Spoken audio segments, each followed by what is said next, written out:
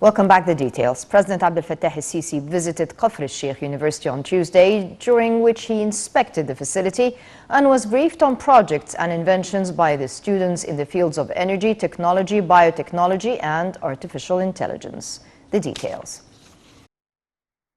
President Abdel Fattah el-Sisi visited Qafr al-Sheikh University on Tuesday, during which he had breakfast with university staff, students and workers at the facility. Addressing the gathering, President el-Sisi stressed the significance of developing state universities parallel to establishing new universities. We head of state asserted that raising awareness of current challenges is very crucial. President el-Sisi stressed the need to pick distinguished students of high skills at universities to be presented to the people. The president inspected the university and was briefed on projects and inventions by students in the fields of energy, technology, biotechnology and artificial intelligence.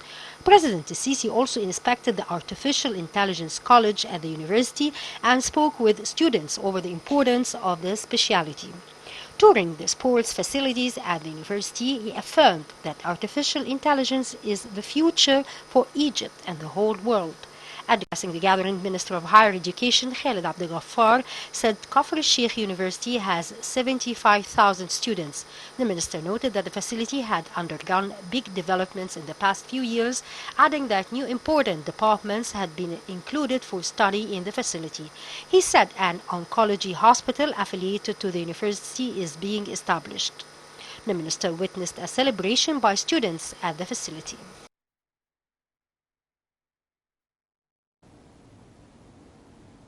President Abdel Fattah el-Sisi issued a decree naming Major General Ashraf Ibrahim Atwa Mgahid as the new commander of the naval forces. The president issued another decree appointing Lieutenant General Ahmed Khalid Hassan, the commander of the strategic leadership, to supervise military industries. The president bestowed him with the rank of deputy minister.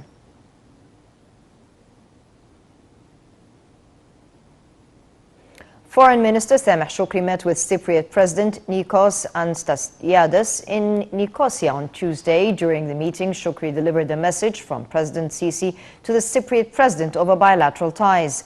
Foreign Ministry spokesman Ahmed Hafiz said the top diplomat hailed bilateral ties and the role played by the Joint Higher Committee. He said visits by the two sides reflect keenness on expanding bilateral cooperation in all political and economic fields. Meanwhile, Shukri held talks with his Cypriot counterpart, Nicholas Christodoulidis, which were attended by the two countries' delegations and followed by a joint press conference. The two sides probed means to expand bilateral ties in various domains, in addition to a number of regional issues of mutual concern. Gulf Arab leaders gathered in Saudi Arabia on Tuesday for an annual summit expected to stress cohesion after a deep rift at the time of regional concern over Iran and rising economic rivalry within the oil-producing bloc. The Gulf Cooperation Council summit follows a rare regional tour by Saudi Crown Prince Mohammed bin Salman to rally support among neighboring allies. Bin Salman's tour aimed to highlight solidarity as global powers seek to revive a nuclear pact with Iran. The summit comes nearly a year after Riyadh put an end to a 3.5-year Arab boycott of Qatar that has shattered the U.S.-allied Gulf Cooperation Council.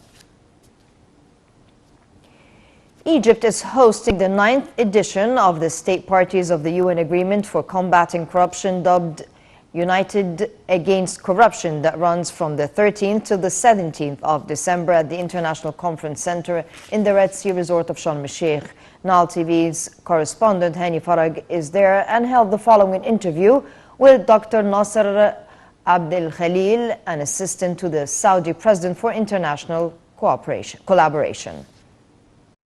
So we have the pleasure now to have with us on RTV International Mr. Dr. Nasser Abdel Khalil, Minister Abdel Khalil, assistant to the President for International Cooperation in the Oversight and Anti-Corruption Authority on Saudi Arabia.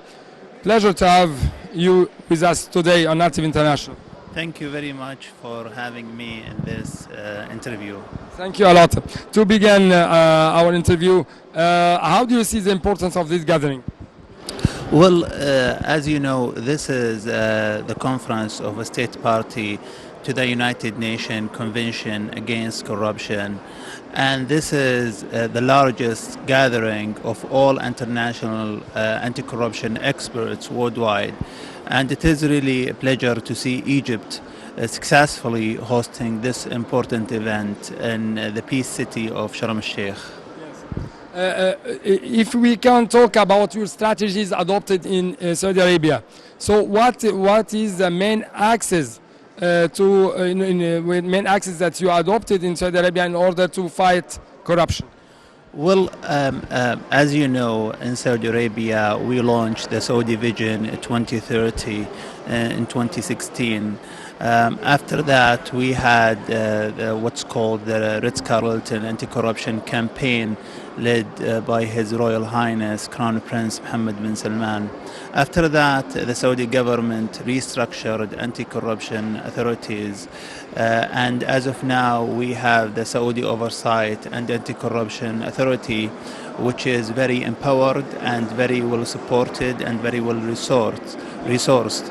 So we have now the Saudi Oversight and Anti-Corruption Authorities mandated to investigate and prosecute corrupt officials.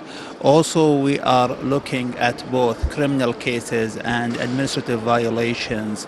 Again, I think the Saudi Oversight and Anti-Corruption Authority represents a model for other countries in terms of having the right mandate and having the right political support to its work. Just recently we have amended our law to criminalize foreign bribery. And also in Nazaha, we have established a dedicated department to take and receive all whistleblower reports related to foreign bribery cases.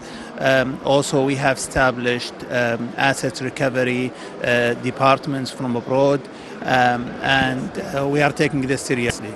How do you see the importance of youth and the importance of women in this combat against corruption?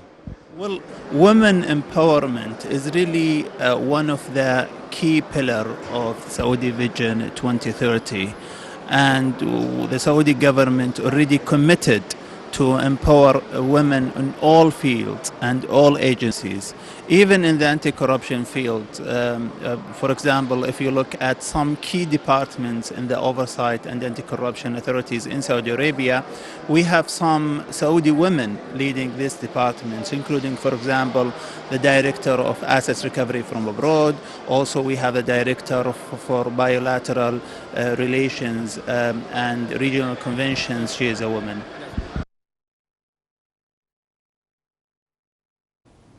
Gunmen linked to Libyan military chief Khalifa Haftar exchanged artillery and gunfire in the country's south, with medics reporting one person